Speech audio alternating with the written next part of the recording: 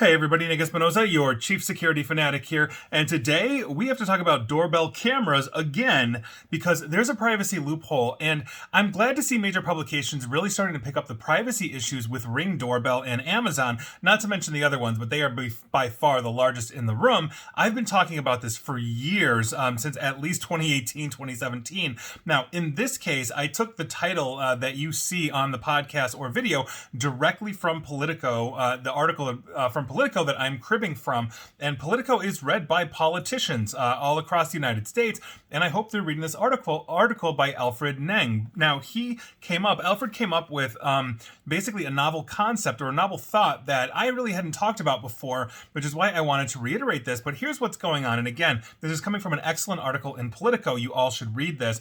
And I'm basically cherry picking, but you'll see what I'm talking about. Now here's what happened. The last week of Thanksgiving, Michael Larkin, who's a business owner in Hamilton, Ohio, basically received a call. It was from the local police, and they wanted footage from his front door camera. He has a Ring video doorbell, and so here we are. And for the record, there are more than 10 million basically households that have these things. Now his doorbell was among 21 Ring cameras in and around his home and business, picking up footage of Larkin, his neighbors, his customers, anybody else near the house. The police said they were conducting a drug-related investigation on one of his neighbors and wanted videos of suspicious activity between 5 and 7 p.m. for a night in October. Larkin, being a citizen, cooperated, sent the clips of a car that drove by his Ring camera more than 12 times during that time frame. Now, he thought that's all the police wanted, but that was just the start of everything else. They started asking for more footage, an entire day's worth of records, and then a week later, he received a notice from Ring itself that the company had received a search warrant signed by a local judge. The notice informed him that he was obligated to send video footage basically from more than 20 cameras, whether he wanted to do it or not. Now, this is where this gets really interesting because as network home surveillance cameras become more popular, like Ring Doorbell, Larkin's case illustrates a growing collision between the law and people's own expectation of privacy for devices they own. That's a loophole that concerns privacy advocates and some lawmakers, but the legal system really hasn't fully tackled this or addressed the situation yet. Now, questions of who owns private home security footage and who can get access to it have become a bigger issue over basically during this national debate on digital privacy. So when law enforcement gets involved, basically legal protections tend to go away. Now, the cameras amount to a large unregulated web of eyes through American communities. I've talked about that before, which can provide law enforcement valuable information in the event of a crime, but it also creates a 24/7 recording operation that even the owners of the cameras aren't fully aware that they're helping to build. I have been talking about that exact point for years. Amazon and Ring Doorbell, not to mention, their smaller competitors because they are the behemoth, have created the largest surveillance apparatus system the United States has ever seen, and we're all putting these things in our homes.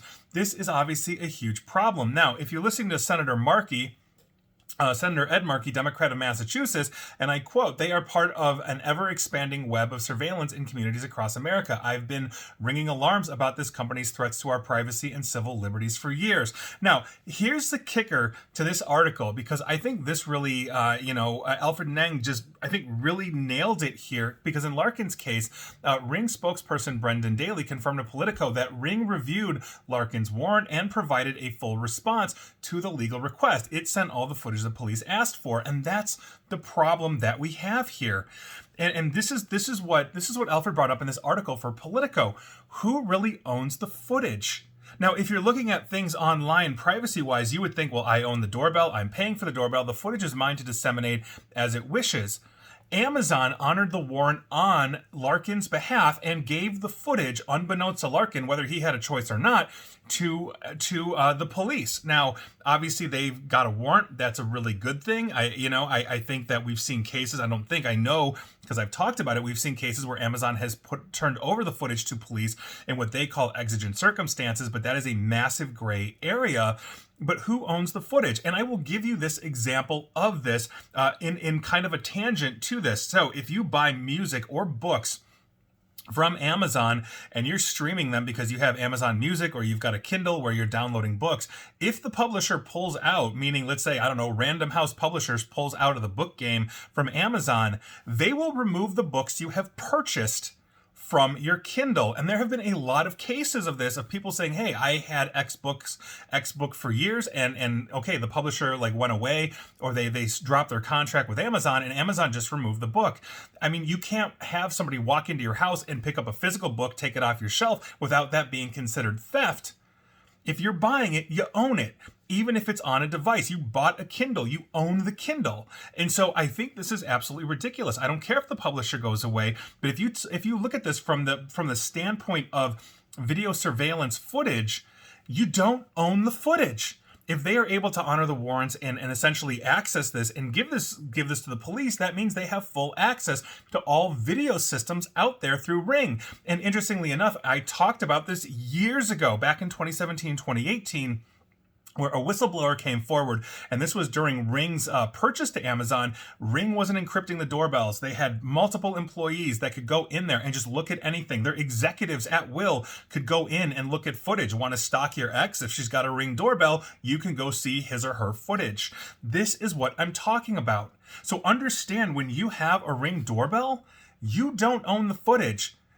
Basically, Amazon does. And so Amazon can do what they want with it. They do not need to honor warrants. In this case, if they're able to honor the warrant and send the information, that means it's not encrypted. That means you don't have control over your footage at all.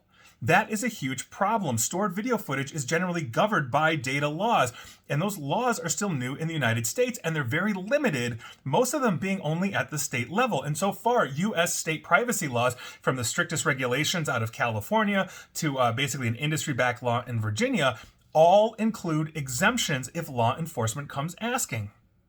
And so that is a huge problem for your privacy. We are building the largest surveillance network. Amazon has been making inroads into law enforcement, and they've been giving these things basically away to law enforcement as a way to entice law enforcement to give these to the communities. And this is a huge problem. They have been working with literally hundreds, if not thousands, of law enforcement agencies, local and federal, here in the United States now. I've reported on that as well. And so it bothers me, because I've been talking about this stuff for at least 5 or 6 years at this point, and I'm glad the world is really starting to catch up. I'm not patting myself on the back here.